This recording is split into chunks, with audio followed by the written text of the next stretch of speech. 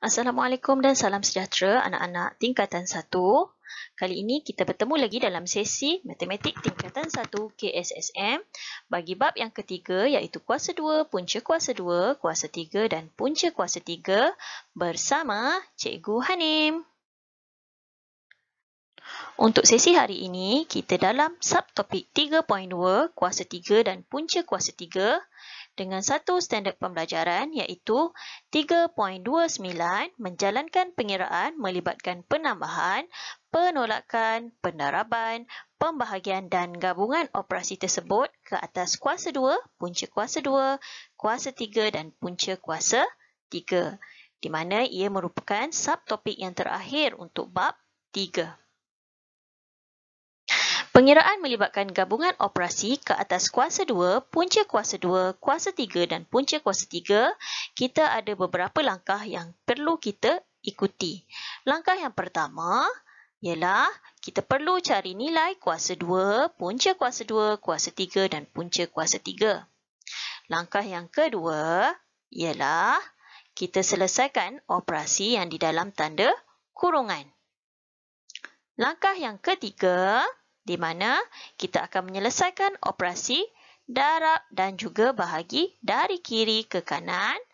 Dan langkah yang terakhir, yang keempat, selesaikan operasi tambah dan tolak juga dari kiri ke kanan. Baiklah, kita akan lihat contoh yang seterusnya. Baiklah, untuk kita melihat contoh yang pertama, cari nilai bagi 4 kuasa 2 tambah punca kuasa 3 negatif 343. Ingat lagi tak, tadi langkah yang pertama kita perlu selesaikan dahulu ataupun cari nilai bagi punca kuasa 2, punca kuasa 3 dan juga kuasa 2 ni dahulu. Jadi 4 kuasa 2 dan juga negatif punca kuasa 3 negatif 343, kita boleh tekan sahaja terus menggunakan kalkulator. Okey, tetapi kamu perlu tunjukkan jalan pengiraan.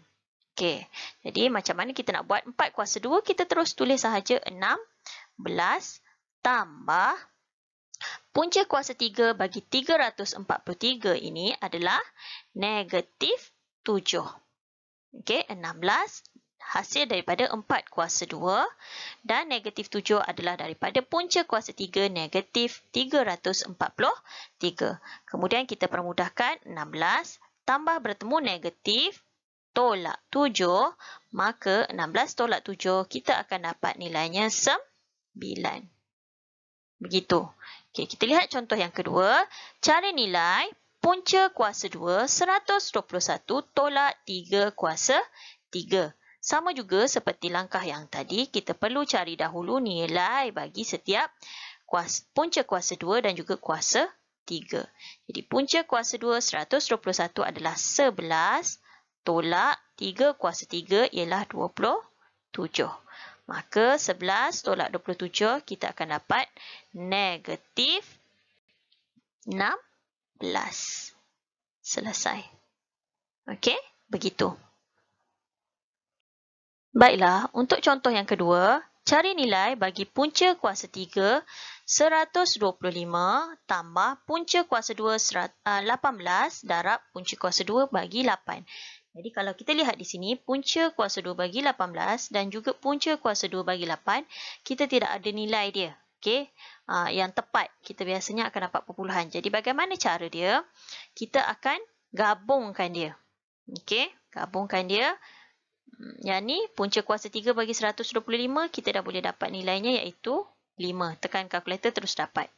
Okey, jadi 5 tambah punca kuasa 18 darab dengan 8. Kita gabungkan sekali. Jadi kita akan dapat 5 tambah 18 darab 8 adalah 144. Okey, jadi kita boleh cari nilai punca kuasa 2 bagi 144. Berapa ya? Betul, 12. Jadi 5 tambah 12, jawapannya adalah 17. Jadi cara dia, bila kita nampak operasi darab dan kedua-duanya dalam bentuk yang sama iaitu punca kuasa 2, yang ni pun punca kuasa 2, maka kita boleh gabungkan untuk dapatkan nilai yang tepatlah. Okey, kita lihat pula untuk contoh B. Cari nilai punca kuasa 3 512 tolak punca kuasa 2 bagi 3 darab punca kuasa 2 bagi 12. Okey, kalau kita lihat di sini bentuknya pun hampir sama macam soalan A ni tadi.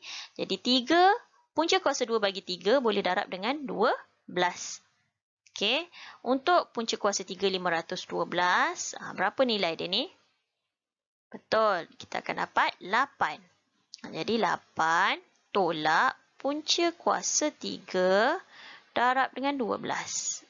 Okey, maka kita akan dapat 8 tolak punca kuasa 3 darab 12 adalah 36.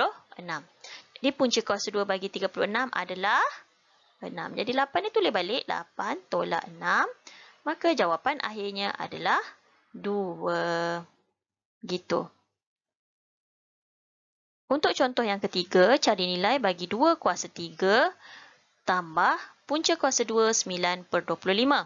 Jadi, kita perlu selesaikan untuk kuasa 3 dan juga punca kuasa 2. Jadi, 2 kuasa 3 adalah 8 tambah punca kuasa 2 bagi 9. Okey, kita pecahkan. Punca kuasa 2 bagi 9, punca kuasa 2 bagi 25. Okey, ataupun kamu boleh tekan sahaja daripada kalkulator ya. 8 tambah punca kuasa 2 bagi 9 adalah 3. Punca kuasa 2 bagi 25 adalah 5. Jawapan akhir kita gabungkan saja. 8, 3 per 5. Mudah sahaja kan? Okey, kita lihat contoh yang terakhir. Cari nilai bagi punca kuasa 2 16 tolak 6 kuasa 2 darab punca kuasa 3 negatif 27 per 64. Jadi macam mana kita nak buat? Kita akan selesaikan dahulu di dalam kurungan. Okay, di dalam kurungan ini kita ada punca kuasa 2 bagi 16. Punca kuasa 2 bagi 16 adalah 4 tolak 6 kuasa 2. Dan kita tulis yang lain ni sama je.